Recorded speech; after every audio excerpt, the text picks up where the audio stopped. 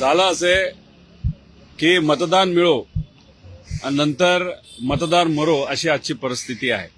फक्त मतदान मिळवण्यासाठी या सर्व योजना या महायुती सरकारने आणल्या होत्या, ज्याच्यामध्ये आपण बघितलं लाडकी बहीण योजनेमध्ये 28 लाख महिलांचं नाव आता कमी केलं आहे।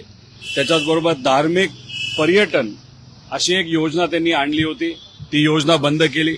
शिक्षणाच्यासाठी काही योजना आणल्या होत्या, त्या त्यांनी बंद केल्या। आनंदाचा शिदा ती योजना बंद केली।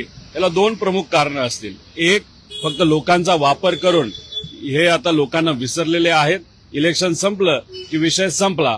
नाही तर दुसरे कारण असू शकतं की आता जे मुख्यमंत्री आहेत त्यांना या योजना मुद्दामून नको असाव्यात, कारण या योजना आणत असताना एकनाथ शिंदे साहेबांनी या योजनेसाठी बऱ्यापैकी पाठपुरावा केला होता। ते स्वतः त्या काळामध्ये मुख्यमंत्री होते। मग या योजना अशाच चालू राहिल्या तर एकनाथ शिंदे साहेबांचं नाव अजून मोठं होईल असं कदाचित भाजपच्या काही नेत्यांना वाटत असावं। या दोन प्रमुख कारणांमुळे या सर्व योजना बंद केल्यात। पण आम्हाला एवढंच म्हणायचं आहे की लोकांचा फक्त वापर करून घेतला गेला, मताचा वापर करून घेतला आणि वापर केल्यानंतर हे मात्र लोकांना हे विसरून गेलं।